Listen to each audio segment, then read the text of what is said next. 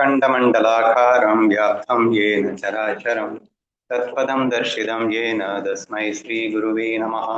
शङ्करं शङ्कराचार्यं केशवं बादरायणं सूत्रभाष्यकृतौ वन्दे भगवन्तौ पुनः पुनः। ईश्वरो गुरुरात्मेति मूर्तिभेदविभागिनि व्योमवद्यात्मदेहाय दक्षिणामूर्तये नमः। பவித்ர இந்திரயாணி நதிக்கரையில் அமர்ந்து கொண்டு மௌலி ஞானேஸ்வர் மகாராஜின் பேரருளால் ஏக்நாதி பாகவதம் படித்துக் கொண்டிருக்கிறோம். அதில் 7 சாப்டர்கள் முடிவடைந்து 8வது சாப்டருக்கு இன்னைக்கு நாம் தொடங்கவிருக்கின்றோம். அதுல குருவந்தனம் தான் எப்பயே ஆரம்பிப்பாரு. ஸோ அந்த குருவந்தனத்தோடு நாம் ஆரம்பிக்கலாம். ஓம் சத்குருவே உமக்கு வணக்கம். நீர் ஒரு ஜோதிடரை போன்றவர், ஏகத்துவத்தின் பொருத்தத்தை பார்ப்பவர், புண்ணிய வடிவமான பிரம்ம தத்துவத்துடன் இந்த ஜீவனை ஞான திருமணத்தில் சேர்த்து வைப்பவர் நீ. ஒரு டிஃபரெண்டான எக்ஸாம்பிளோட உவமையோட குருநாதரை டிஃப்ரெண்டா வர்ணிச்சிருக்காங்க. ஒரு ஜோசியன் என்ன பண்ணுவான் அப்படின்னு சொன்னா, பொண்ணுக்கு வரன் பார்க்க போனீங்க அப்படின்னு சொன்னா பொருத்தம் பார்ப்பான். அந்த பொண்ணுக்கும் அந்த மருமகனுக்கும் என்ன பொருத்தங்கள் இருக்கு அப்படின்னு பார்த்து அதுக்கப்புறம் அந்த பொண்ணையும் பையனையும் சேர்த்து வைப்பான் இல்லையா? அது ஒரு ஜோதிடருடைய வேலையாக இருக்கின்றது. ஆனால் என் குருவும் கூட, என் சத்குருவும் கூட ஒரு ஜோதிடராக இருக்கின்றார் அப்படின்னு சொல்றார். எப்படி அப்படின்னா, ஜீவனான என்னை ஏக தத்துவத்தின் பொருத்தத்தை பார்த்து பொருத்தம் பார்க்கணும். எப்படி பொருத்தம் பார்க்கணும்னா, நானும் அவரும் ஒன்று என்ற பொருத்தத்தை பார்த்து புண்ணிய வடிவமான பிரம்ம தத்துவத்தோடு எனக்கு திருமணம் செய்து வைக்கும் ஜோதிடர் என் குருநாதர் அப்படின்னு ஒரு டிஃபரெண்டா இங்க வர்ணனையை கொடுத்திருக்கிறார். ஓகேவா? சோ இது எல்லாமே அந்த குருவோட அந்த அன்பில நிறைகிறதுக்காக இவங்க எடுத்துக்கல. இந்த மாதிரியான டிஃப்ரெண்ட் எக்ஸாம்பிள்ஸ் தான் வியக்க வைக்கும் அந்த அன்பு அப்படின்னு மட்டும் நம்ம புரிஞ்சுக்கணும். சோ இங்க பொருத்தம் அப்படிங்கிறது ஏகத்துவத்தின் பொருத்தம் அப்படின்னு சொல்லி ஒரு விஷயம் வந்திருக்கு. ஏன்னா நானும் அவரும் வேற வேறையே கிடையாது, ஜீவனும் பிரம்மமும் ஒன்றுதான். அப்ப அந்த பொருத்தம் இருந்ததுக்கு அப்புறம் வேற என்ன பொருத்தம் பார்க்கணும்? ரெண்டையும் கல்யாணம் பண்ணி வச்சுக்க வேண்டியதானே என்று அந்த குருநாதரானவர் என்னையும் பிரம்ம தத்துவத்தையும் இணைத்து வைக்கின்ற ஒரு குரு அப்படின்னு சொல்லி கோவில சொல்லியிருக்கார். உலகியல் வதுவரர்களுக்கு அப்படின்னா மணமக்களுக்கு திருமணம் செய்து வைப்பதை பலர் பார்த்திருக்கிறார்கள். ஆனால் தன் ஆன்மாவுடன் தானே இணையும் அந்த அத்வைத திருமணத்தின் வழி குருராயா முற்றிலும் அறிய முடியாத தனித்துவமான ஒன்றாகும். ஜென்ரலா எத்தனையோ பேருக்கு ஜோசிடர்கள் கல்யாணம் பண்ணி வச்சதெல்லாம் நீங்க பார்த்திருப்பீங்க தான். ஆனா தன் ஆன்மாவை தன்னோடு இணைக்கும், ஏன்னா பிரம்ம தத்துவமே நான் தானே. அப்ப இங்கே ஜீவனா இருக்கிறதும் நான் தான். அப்போ என்னோடு நான் இணைக்கும் அந்த அத்வைத திருமணம் இந்த குருராயன் ஒருவனால் தான் செய்ய முடியும் அப்படின்னு சொல்லிட்டு அந்த குரு மேல ஒரு புகழாரம் சூட்டுகிறார். 25 தத்துவங்களின் போராட்டத்தை தவிர்த்து காலத்தின் கொடிய பார்வையை விளக்கி ஆத்ம ஞானத்தால் சுபமுகூர்த்த நேரத்தை நிறுத்தி நீர் இந்த திருமணத்தை நடத்தும் விதம் அற்புதம் அப்படின்னு போகுது. பஞ்சக தத்துவங்கள் பொதுவா எனக்கு தெரிஞ்சு இந்த 25 தத்துவங்கள் எதை சொல்லுவாங்க அப்படின்னா, 5 புலன்கள், 5 செயற்கரணங்கள், பஞ்சபூதங்கள் 5, 15 ஆயிடுச்சா? அந்த கரணங்கள் 4.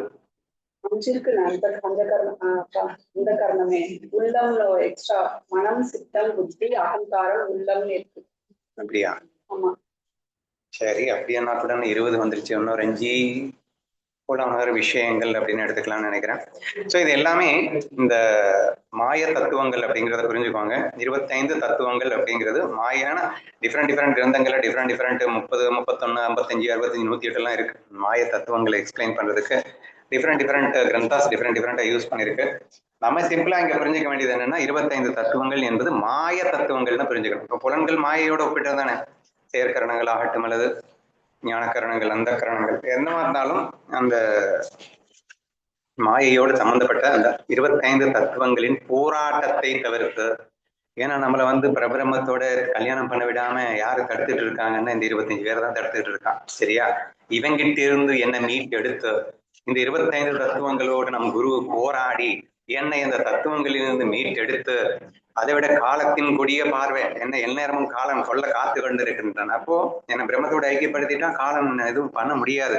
காலனின் கொடிய பார்வையையும் விளக்கி ஆத்ம ஞானத்தால் சுபமுகூர்த்த நேரத்தை நிலை நிறுத்தி, அப்ப ஆத்ம ஞானம் எனக்கு வந்துடுச்சு அப்படின்னு சொன்னா சுபமுகூர்த்தம் வந்துடுச்சு அப்படின்னு தான் அர்த்தம்.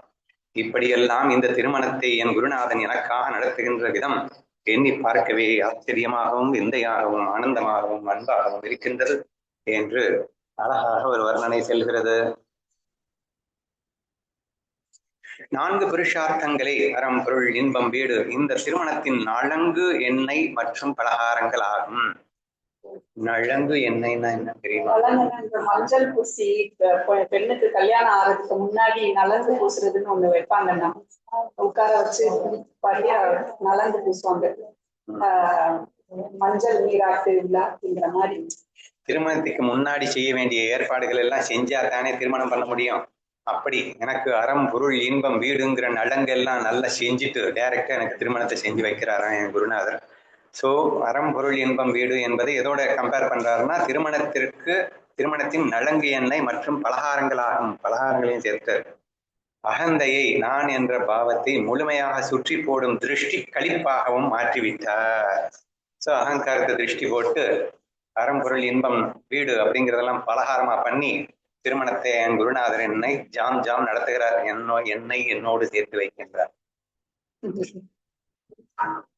சாதனா சதுஷ்டயம் என்னும் தகுதிகளை சாஸ்திரப்படி மதுவர்க்க மரியாதையாக கொடுத்து, சாதனா சதுஷ்டயம் யார் அந்த 6 ஞாபகம் இருக்கா? எனக்கு கரெக்டா ஞாபகம் இல்லையே. யமம் நியமம் இது இந்த 6 பாயிண்ட் சொல்லுவேன். ஞானத்துக்கு தகுதி சற்சம்பத்து. சற்சம்பத்து வேற, சாதனா சதுஷ்டயம் வேறையா சுதா? ஆனா சாதன சதுஷ்டயம் அப்படின்னா விவேகம், வைராகியம், சாதன சதுஷ்ட சம்பத்து, மோட்சித்துவம், இந்த 4. அதுல அந்த 3வது பாயிண்ட், அந்த 3வது பாயிண்ட் உடைய சாதனை சதுஷ்டயம்னா 4 சேர்ந்ததா அல்லது அந்த 3வது பாயிண்ட் மட்டுமான்னு கேக்குறாங்க. 4ம் சேர்ந்ததுதான் சாதன சதுஷ்டயம். Okay okay okay. அந்த 3வது பாயிண்ட்ல வர்ற 6 ஞாபகம் இருக்கா உனக்கு? ஓகேண்ணா. சமம், சமம், விடல், சகித்தல், ஸ்ரத்தை, சமாதானம். நான் தமிழ்ல சொல்லிட்டேன். தமிழ்ல நீதானே சொல்லணும், என்கிட்ட கேக்குற? அதான் இந்த வேர்டே தமிழ் தான் சொல்றேன் நான். சமம், சமம், ஓகே ஓகே ஓகே. ஒண்ணு வந்து மனசு கண்ட்ரோல்ல வைக்கிறது, இந்திரியங்களை தன்வசம் வைக்கிறது, கர்மம் அப்படின்னு போகாம அதுல இருந்து வெளியே வர்றது, சமபாவனையில இருக்கிறது, சோ ஸ்ரத்தை நம்பிக்கையோட இருக்கிறது. சோ இந்த மாதிரி 6 பாயிண்ட் தான் அது. ஓகேமா. ஃபர்ஸ்ட் முதல்ல 4 சொல்லணும். ஃபர்ஸ்ட் என்னது? விவேகம், வைராகியம். விவேகம், வைராகியம். சரி, ஓகே. ஸோ இதெல்லாம் நம்ம ஏற்கனவே டிஸ்கஸ் பண்ணதானே, அதனால நான் ஸ்ட்ரைட்டாகவே போயிடுறேன். விவேகம்னா ஆத்ம அனாத்ம வஸ்து அப்படிங்கிறதை பிரித்தறியக்கூடிய விவேகம் அப்படின்னு எக்ஸ்பிளைன் பண்ணியிருக்கோம். ஸோ எது மாயா, எது பிரம்மம், எது சத்தியம், எது மாயை அப்படிங்கிற தெளிவான புரிதலுக்கு விவேகம்னு பேரு. அடுத்து அந்த விவேகம் வந்ததுக்கு அப்புறமா சத்தியத்தோடு மட்டுமே நாம் இருக்கிறோம், அசத்தியத்தின் மேல் ஆசை இல்லாத இருத்தல் அப்படிங்கிறது வைராகியம்னு பேரு. அதற்குண்டான குவாலிபிகேஷன் அடுத்த 6. மோக்ஷ இச்சை என்பது 4வதாக அறியப்படும். சரி, இதெல்லாம் எதோட கம்பேர் பண்ணியிருக்காரு அப்படின்னா, மதுபர்க்க மரியாதைன்னு என்னன்னு தெரியுமாமா?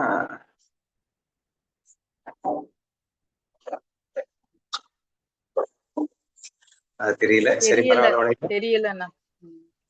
சாதனா சதுஷ்டயம் என்னும் தகுதிகளை சாஸ்திரப்படி மதுபர்க்க மரியாதையாக கொடுத்து ஜீவபாவம் என்னும் எல்லையை ஒரே கணத்தில் இல்லாது ஒழித்தீர்.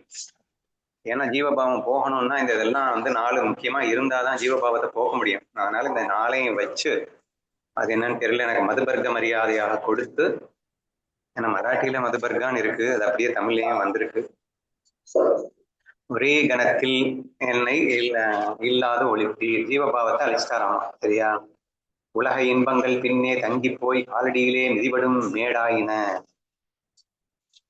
உலக இன்பங்கள்லாம் என்ன ஆயிடுச்சுன்னா காலடியிலே மிதிபடும் மேடா மாறிடுச்சான். சாவதான் அப்படின்னா எச்சரிக்கைன்னு அர்த்தம். என்று நீர் இருபுறம் கூறும் வார்த்தை ஜீவனை விழிப்படைய செய்யும் தெளிவான உமது உண்மை வாக்கு. மராட்டியில இந்த ரோட்ல எங்க போனாலும் ஆபத்தான வழி இருக்கிறது, எச்சரிக்கை அப்படின்ற போர்ட்ல வந்து சாவதான் அப்படின்னு தான் போட்டிருக்கோம். சரியா? சோ இங்க என்ன சொல்றாரு அப்படின்னா, இருபுறமும் சாவதான் என்ற நீர் இருபுறமும் கூறும் வார்த்தை. இருபுறமும்னா என்னவா இருக்கும்? ஜீவனை வெளிப்படைய செய்யும் தெளிவான உமது உண்மை வாக்கு. இருபுறம் அப்படின்னா எனக்கு தெரியல. வேணா நம்ம என்ன எடுத்துக்கலாம் அப்படின்னா எவ்ரி டைம் அல்லது each and every time, all the time அப்படின்னு வேணா எடுத்துக்கலாம்னு நினைக்கிறேன்.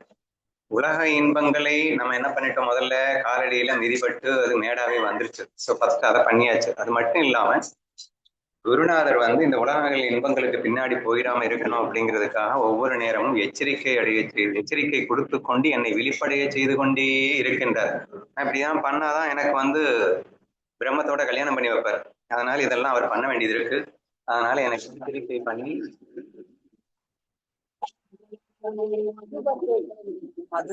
உலக இன்பங்கள் எல்லாத்தையும் பின்னாடி தள்ளுவதற்கு எனக்கு எச்சரிக்கை கொடுத்து எனக்கு வெளிப்படைய செய்கிறார் அப்படின்னு புரிஞ்சுப்போம். மதுவர்க்க எங்க இருக்குன்னா ஏதோ மதுவர்க்க அப்படின்னா ஹனி, கர்ட், கீ எல்லாம் கலந்து ட்ரெடிஷ்னல் விஷயத்துக்கு யூஸ் பண்ற மாதிரி போட்டு. அப்படியா?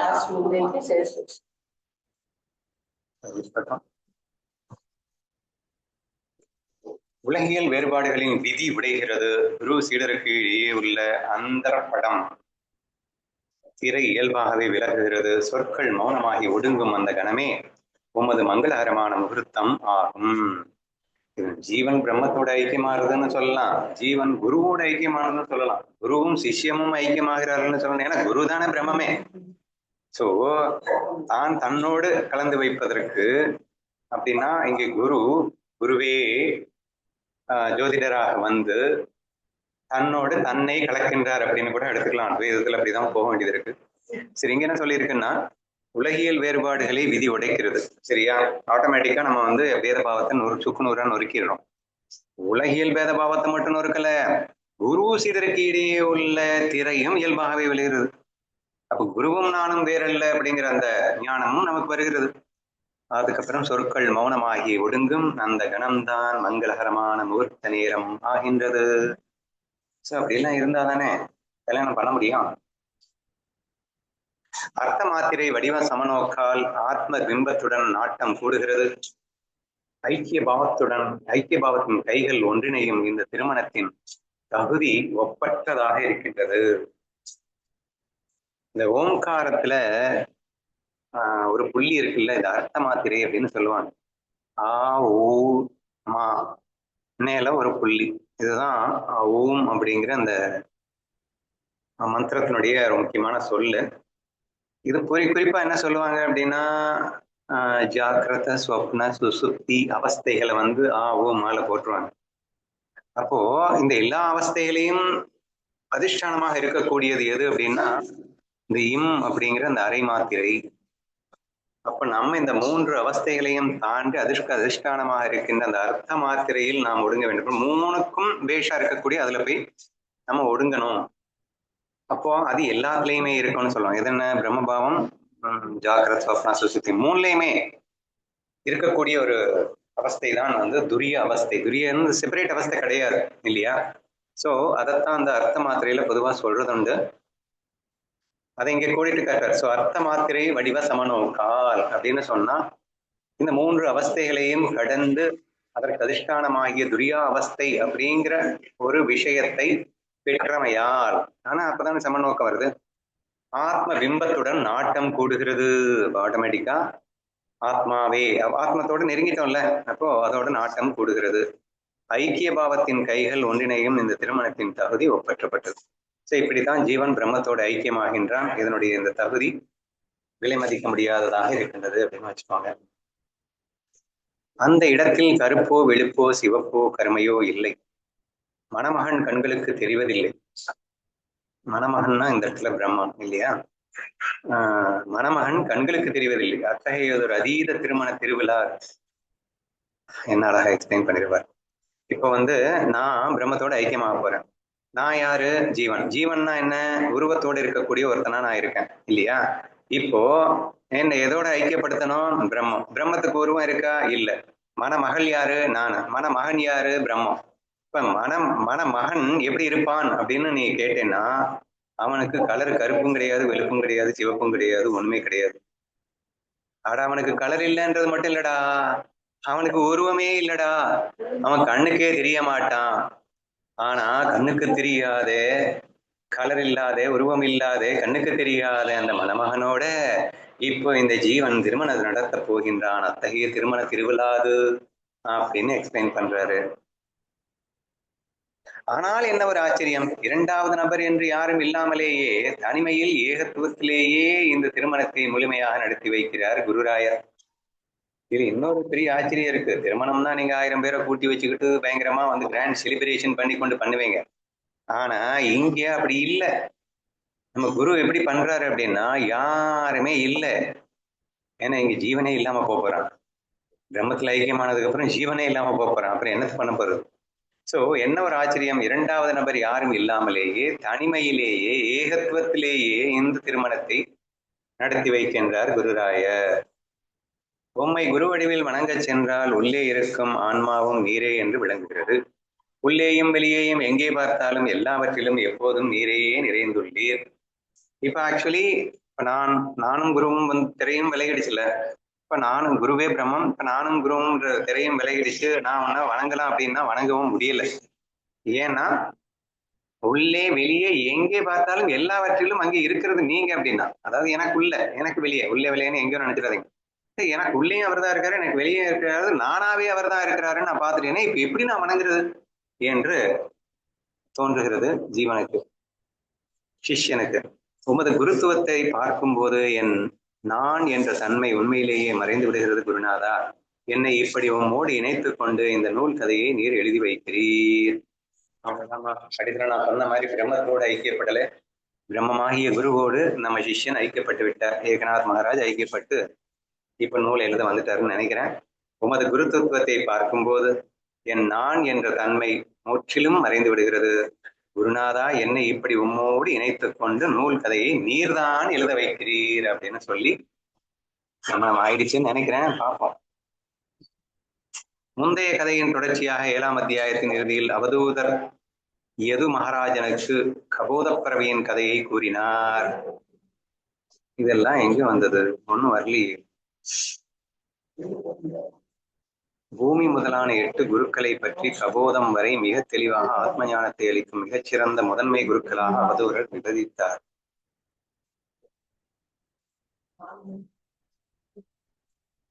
எங்கேயோ ஏதோ மிஸ் ஆயிருக்குமா? 7வது அத்தியாயத்துல ஆக்சுவலா வந்து 225 ஸ்லோகாஸ் தான் இருந்தது. ஆனா அதை தாண்டி வேற நித்தியோ கொடுத்துருச்சு அப்படின்னு சொல்லிட்டு, ஏன்டா அப்படி பண்றேன், எனக்கு மறுபடியும் நான் கொடுக்கறத மட்டும் டிரான்ஸ்லேட் பண்ணு. அது வந்து 7வது அத்தியாயத்துல நம்ம இது படிச்சவே இல்லையே. இந்த அவதூதர் தத்தாத்திரேயர் கதை வந்தது இல்ல,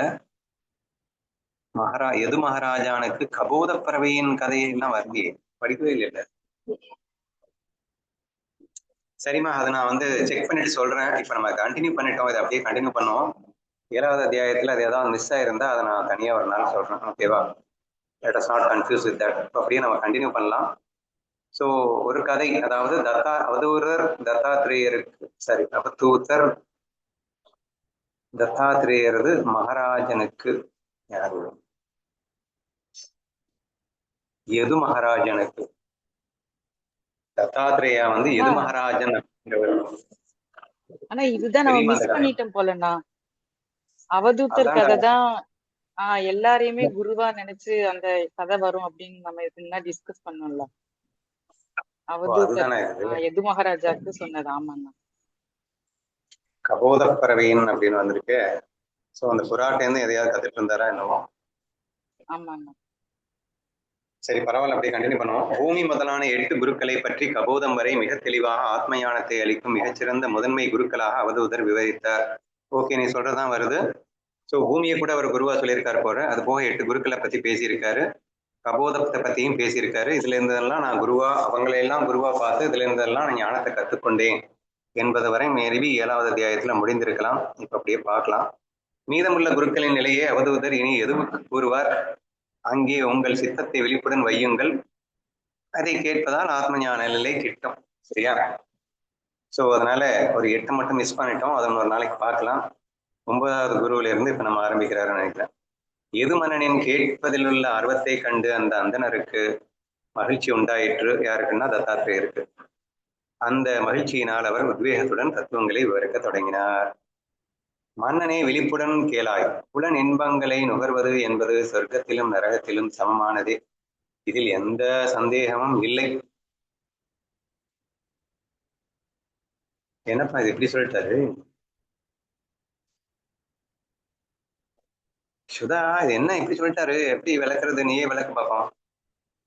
புலன் இன்பங்களை நுகர்வது சொர்க்கத்துல இருக்கிற மாதிரியும் நரகத்துல இருக்கிற மாதிரியும் எப்படிப்பா ஒன்னா இருக்க முடியும்? நரகத்துல புலன் இன்பமா கிடைக்கும், புலன் துன்பம் தானே கிடைக்கும். புலனை வாட்டி எடுக்கிறதுக்கு பேரு தானே நரகம். சொர்க்கம் தானே புலன் இன்பம் கொடுக்கும். இன்பமும் துன்பமும் ஒன்றே, சமமே. அதனால அப்படி சொல்லியிருக்காங்க. முதல்ல புலன்கள்ல இருந்து நமக்கு இன்பமும் துன்பமும் வரல, அது ஜடம். நீ இன்பம் நினைச்சாலும் துன்பம், இந்த ரெண்டுமே சேர்ந்துதான் அதுல இருக்கு, ரெண்டுமே சமம் அப்படின்னு சொல்லிட்டாரு. புரியுது. ஆனா சொர்க்கத்துல இன்பங்களை அனுபவிக்க அனுபவிக்க ஈகோ தானே கூடிட்டு நம்ம கஷ்டம் தானே பட போறோம். துன்பத்துல அதுவே நமக்கு பாடம் கொடுப்பதற்காக நரகத்தை கொடுத்து பாடம் கொடுப்பதற்காக அப்பயும் ஈகோ தான் அடிப்படுது. ரெண்டுமே ஈக்குவல் தான், சமம் தான் அப்படின்னு சொல்லிட்டாரு. கண்டிப்பா. சோ ஞானேஸ்வரியில விஷயத்தை அவர் எந்த அளவுக்கு கேவலமா பார்க்க சொல்றாரு அப்படின்னா, புலன் இன்பம் அப்படிங்கிறது இல்லவே இல்லைன்னு ரொம்ப ஸ்ட்ராங்கா மறுக்கிறாரு. இன்ஃபேக்ட் புலன் இன்பத்தை நீ இன்பம்னு சொன்னா அவர் கோவம் வந்துடுது. புலன் இன்பத்தை புலன் துன்பம்னு வேணா சொன்ன, விஷய இன்பத்தை போய் விஷய சுகம்னு எப்படி நீ சொல்லலாம் அப்படின்னாலும் ரொம்ப ஸ்ட்ராங்கா கண்டிக்கிறார். ஸோ அதெல்லாம் எக்ஸாம்பிளா எடுத்துக்கலாம். ஸோ புலன் இன்பங்கள்ன்ற வார்த்தை அபத்தமானது ஞானேஸ்வர் பாயிண்ட் ஆஃப் வியூல கூட. ஸோ தேர்ஃபோர் நீ சொர்க்கம்னு பேர் வச்சுக்கிட்டா என்ன, நரகம்னு பேர் வச்சுக்கிட்டா இருக்கேன், என்ன பொறுத்த வரைக்கும் அந்த துன்பம் தான் என்று நாம் கணக்கில் எடுப்போம். சரியா? ஏன்னா சமம் அப்படி சொல்லியிருப்பாரு. ஸோ தேர்ஃபோர் இங்க சமமானதே அப்படின்னு நீங்க சொர்க்கம் மாதிரி நரகம் இருக்குன்னு நினைச்சிடக்கூடாது, நரகம் மாதிரி சொர்க்கம்னு நினைச்சுக்கணும். புரியுதா? ஏன்னா துன்பம்னு தானே ஞானேஸ்வர் ப்ரூவ் பண்ணியிருக்காரு, புலன் இன்பத்தை இன்பம்னு ப்ரூவ் பண்ணாரு. நம்ம பிரியாணி சாப்பிடுறோம் அப்படின்னு வச்சுக்கோங்க, நல்ல ஆயில் எல்லாம் போட்டு டேஸ்டா பிரியாணி ஒருத்தவங்க சாப்பிட்டு இருக்காங்கன்னா, ஆஸ் எ யோகா டீச்சரா எனக்கு அவங்க சாப்பிடுற பிரியாணி சுகமா அனுபவிக்கிறது தெரியாது. ஐயோ இவங்க உடம்புக்கு நாளைக்கு கெட்டது நடக்க போகுது அப்படின்னு அவங்க படுற துன்பம் தான், அவங்க கொலஸ்ட்ரால் வந்துடும் இல்லைன்னா அந்த மாதிரி அவங்க படுற துன்பம் தான் நம்ம கண்ணுக்கு தெரியும். அந்த மாதிரி அப்படிங்கும் போது சொர்க்கமும் நரகமும் ஒண்ணு அப்படிங்கிற மாதிரி ஆயிடுது. ஓகே. சொர்க்கத்தில் ஊர்வசியை அனுபவிக்கும் போது இந்திரனுக்கு என்ன இன்பம் கிடைக்கிறதோ அதே இன்பம் தான் மலத்தில் வாழும் பன்றிக்கு பெண் பன்றியிடம் நிச்சயமாக கிடைக்கிறது. இந்திரனே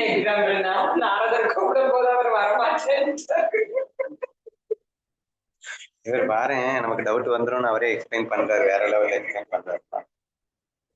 சொர்க்கத்தில் ஊர்வசியை அனுபவிக்கும் இந்திரனுக்கு என்ன இன்பம் கிடைக்குமோ அதே இன்பம் மலத்தில் வாழும் பன்றிக்கு பெண் பன்றியிடம் நிச்சயமாக கிடைக்கிறது. என்ன நரகத்தையும் சொர்க்கத்தையும் என்ன பேசிட்டு இருக்க, எல்லாம் ஒண்ணுதானே அப்படிங்கிறாரு.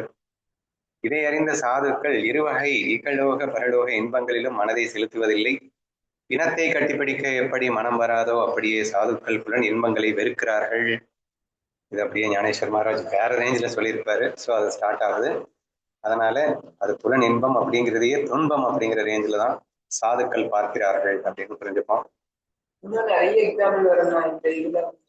பிணத்தை ஆலிங்கனம் செய்து கொள்ள எப்படி மனம் வராதோ, குடியின் வாயுக்குள்ளே வாயுக்கு எப்படி வராதோ, மலைப்பாம்பை தலையணையாக வைத்துக் கொள்ள எப்படி மனம் உடன்படாதோ அப்படின்னு சொல்லியிருப்பாரு நிறையா. ஸோ அந்த மாதிரி இந்த புலன் விஷயத்தை நாய் வாந்தி எடுத்த அன்னத்தை போல் பார்ப்பார்கள். ஸோ அந்த மாதிரி நிறைய வந்து புலன் விஷயத்த சொல்லியிருக்காங்க. சொர்க்க சுகத்தையே அவங்க நாய் வாந்தி எடுத்த அன்னத்தை மாதிரி தான் பார்ப்பாங்கன்னே சொல்லியிருப்பாரு. ஸோ அதையெல்லாம் நம்ம நினைவுபடுத்திக் கொள்ளலாம். உயிருள்ள பாம்பை கையில் பிடிக்க வேண்டும் என்ற எண்ணம் எந்த உயிரினத்துக்கும் தோன்றுவதில்லை.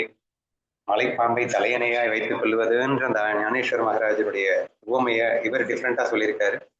உயிருள்ள பாம்பை கையில் பிடிக்க வேண்டும் என்ற எண்ணம் எந்த உயிரினத்துக்கும் தோன்றுவதில்லை. அதே போல புலன் இன்பங்களில் பற்றை சாதுக்கள் எக்காலத்திலும் கொள்வதில்லை.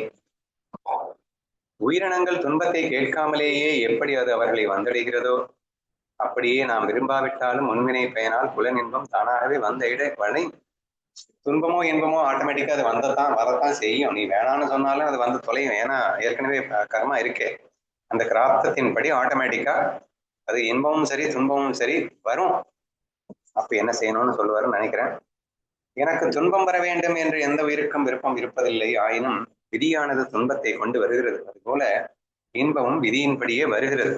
ஓகே, சரியா? இது வந்து நீங்க பிராப்தத்தின் படி நீங்க வேண்டான்னு சொன்னாலும் இன்பமும் துன்பமும் வரும். நிலைமை இப்படி இருக்கு. உலக இன்பங்களாகவே உழைத்துக் கொண்டிருப்பது, உலக இன்பங்களுக்காகவே உழைத்துக் கொண்டிருப்பது ஆயுளை வினிப்பிடிப்பதாகும். எனவே உலக ஆசைகளை தொடர்ந்து பரமார்த்தத்தை வழிபட வேண்டும்.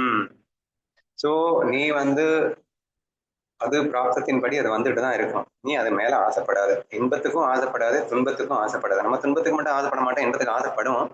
ரெண்டுக்குமே நீ ஆசைப்படாத. அது பிராப்தத்தின்படி வந்துட்டு போகுது. நீ இப்ப என்ன பண்ணணும் அப்படின்னா, ஒட்டுமொத்தமா இன்பத்துக்கும் துன்பத்துக்கும் ஆசையிலிருந்து விடுபட்டு கொண்டு, அப்படி நீ ஆசைப்பட்டேன்னா இன்பத்துக்கு ஆசைப்பட்டா டோட்டலா வாழ்க்கையை வீணடிச்சுட்டு இருக்கேன்ற அர்த்தமாயிடும்னு சொல்லி டோட்டலா திறந்துட்டு பேசாம இறைவனை வழிபட ஆரம்பிக்க வேண்டும்னு சொல்றாரு. முற்றிலும் ஆன்மீக வழியில் சென்றால் உணவில்லாமல் உடல் நிலைக்காதே என்று நீ நினைக்கலாம். இந்த சந்தேகத்திற்கு உண்மையான விடை காணவே நான் மலைப்பாம்பை என் குருவாக கொண்டேன். 9வது குருவுக்கு இவ்வளவு நேரம் சொல்லியிருக்காருப்பா, சரியா? 9வது குருவுக்கு சொல்லும் போது புலன் இன்பத்தை நம்ம வேண்டான்னு இருக்கிறோம். அப்போ எதுவுமே வேண்டாம் வேண்டாம்னு சொன்னேன்னா நான் செத்து போயிட மாட்டேனா? நான் சாப்பிடவாவது என்னத்தையாவது நான் பண்ணணும் இல்ல என்றது என் சந்தேகம் எல்லாருக்கும் வருது இல்ல. அந்த நேரத்துல எனக்கு குருவா இந்த ஹெல்ப் பண்ணது யாருன்னா மலைப்பாம்பு எனக்கு ஹெல்ப் பண்ணுச்சு. எனக்கு இந்த சந்தேகத்தில இருந்து எனக்கு விடுதலை கொடுத்துச்சு என்று சூப்பரா எக்ஸ்பிளைன் பண்றாரு. என்ன சொல்றாருன்னு பார்க்கலாமா?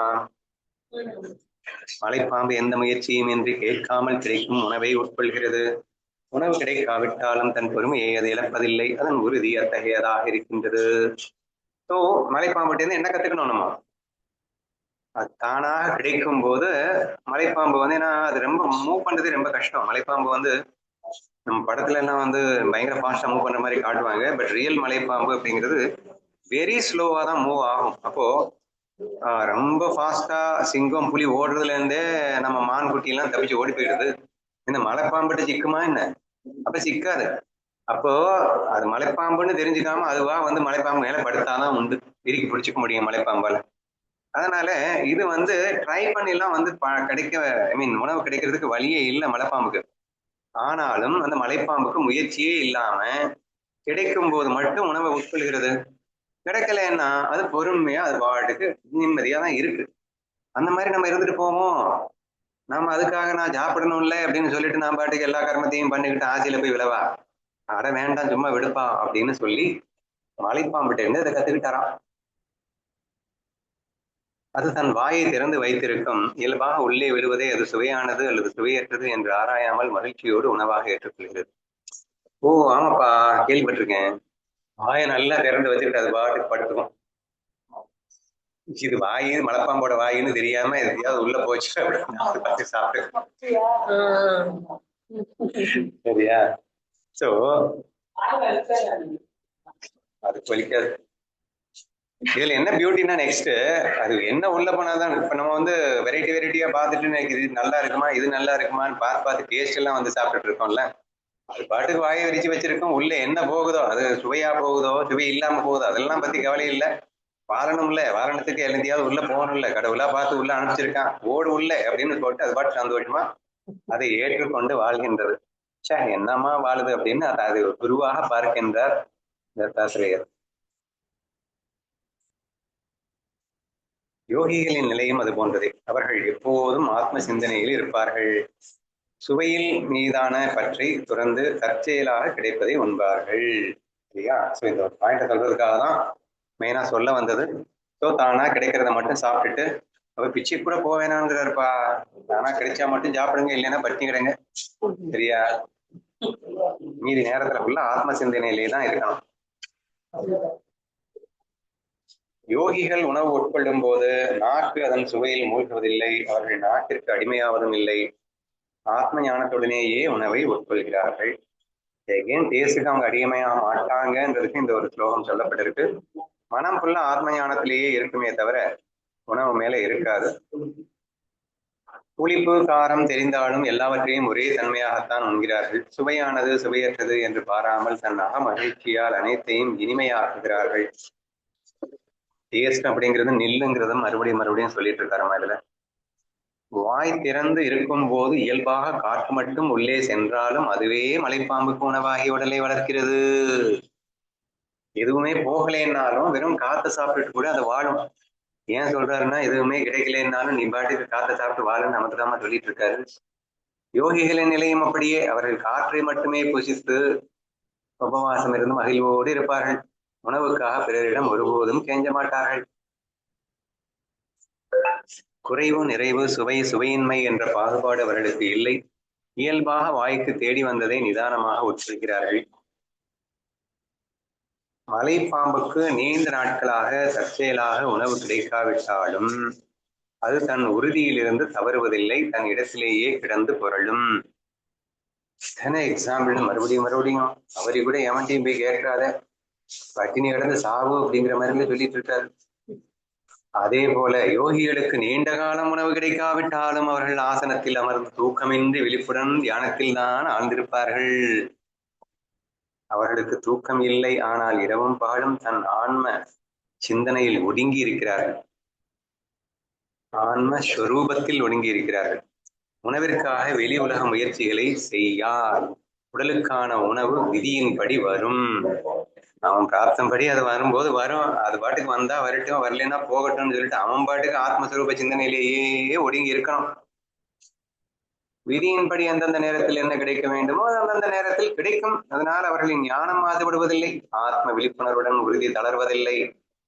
அது கிடைக்குது கிடைக்கல, அது விதிப்படி வந்தா என்ன போனா என்ன, கிடைக்கும் போது கிடைக்கட்டும் என்று ஆத்ம விழிப்புணர்வு ஒரு செகண்ட் கூட விடாமல் கைப்பிடித்திருக்க வேண்டும். மலைப்பாம்புக்கு அசாத்திய பலமும் பிரம்மாண்டமான உடலும் ஆற்றலும் உண்டு. ஆயினும் அது உணவிற்காக அலைந்து திரியும். ஆரவாரத்தை செய்யாமல் வாயை திறந்து சும்மாவே கிடக்கும்.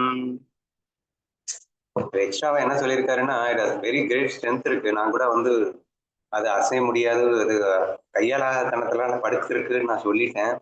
அப்படியெல்லாம் இல்லை, அது நினைச்சா அது எல்லாத்தையும் பிடிச்சி சாப்பிடக்கூட முடியும். அதற்கு இருக்கு அசாத்திய பலமும் பிரம்மாண்டமான உடலும் ஆற்றலும் எல்லாம் தான் இருக்கு.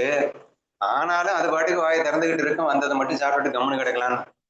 அந்த மாதிரிதான் யோகி இருக்கணும் அப்படின்னு எதுக்கு சொல்றாருன்னா, உன்கிட்ட பராக்கிரமம் இருக்கலாம், சக்தி இருக்கலாம், பலம் இருக்கலாம், பவர் இருக்கலாம், என்ன வேணா இருக்கலாம், இருக்குல்ல அப்படின்னு சொல்லிட்டு கூட நீ உணவை தேடி போகாத, வர்றதை மட்டும் சாப்பிடு அப்படிங்கிற ரேஞ்சுக்காக இதை சொல்லியிருக்காருன்னு புரிஞ்சுக்கணும். அவ்வாறே யோகியும் உடலில் நல்ல வலிமையும் மிக கூர்மையான புத்தியும் புலன்களின் திறனும் பெற்றிருப்பார். ஆயினும் உணவிற்காக தன் சித்தத்திலே எந்த ஒரு விருப்பமும் தோன்று விட மாட்டார். உடல் வாக்கு மனம் ஆகியவற்றை இயல்பாக கூட அலைய விட மாட்டார். So even though he has a capacity, still he will not looking for the food அப்படிங்கிறாரு. அவர் விழிப்பு கனவு நிலைகளை கடந்தவர், உறக்கத்தையும் கடந்து தன் ஆன்மாவில் துயில் கொள்பவர், சூன்யம் என்ற போர்வையை உதறிவிட்டு தன் ஆத்ம தத்துவத்தில் நிலைத்திருப்பவர். இது வரைக்கும் மட்டும் போதும் இன்னைக்கு. அவர் விழிப்பு கனவு நிலைகளை கடந்தவர், உறக்கத்தையும் கடந்தவர், ஆன்மாவில் துயில் கொள்பவர். சூன்யம் அப்படின்னா இந்த இடத்துல அறியாமைன்னு சொல்லியிருக்காரு. ஸோ அனைத்தையும் உதறிவிட்டு எப்போதும் ஆத்ம தத்துவத்திலேயே நிலைத்திருக்க வேண்டும் அப்படிங்கிற மாதிரி வந்திருக்கு. ஓகே, ஸ்லோக்ஸ் முடிஞ்சிருக்கோம். நாளைக்கு நம்ம மீதியை பார்க்கலாம். கபோட பறவைன்னு பாத்தீங்க சொன்னீங்கல்ல, அது குருவா எடுத்துக்கிட்டது தானே. அது என்ன போட்டிருக்கு அப்படின்னா, 2 கதையா போட்டிருக்கு. ஒண்ணு கமன மகரிஷி சொன்ன கதையா போட்டிருக்கு, இன்னொன்னு அவதூதரின் 24 குருக்கள் கதைன்னு ஒண்ணு போட்டிருக்கு. அவதூதர் கதை படிச்சிருக்கு. அப்போ அவதூதர் கதை அப்படின்னா இதுல என்ன போட்டிருக்குன்னா, ஆஹ் அந்த புறா குஞ்சுகள் வந்து இருக்குன்னா அந்த நம்ம ஏற்கனவே இந்த கதை கேட்டதுதான். அந்த அப்பா அம்மா பறவை வந்து வெளியில இறை தேடுறதுக்காக போகுது. அப்போ வேடன் வந்து வலைய விரிச்சிருவான், இந்த குஞ்சுகள் எல்லாம் மாட்டிக்கிட்டு. திரும்ப இந்த 2 அம்மா அப்பா புறா வரும்போது இது மாட்டிக்கு இருக்கு அப்படிங்கறது பார்த்த உடனே தன்னுடைய பாசத்தினால காப்பாத்தணும்னு சொல்லி இதுவும் போய் வலையில மாட்டிக்குது. ஸோ இது மாதிரி நம்ம வாழக்கூடாதுங்கிறத புரிஞ்சுக்கணுங்கிறத வந்து கதையா கொண்டு வந்திருக்காரு. சரி, ஓகே. மீதி 8 குருக்களின் கதை என்னன்றதை நான் பார்த்து சொல்றேன்.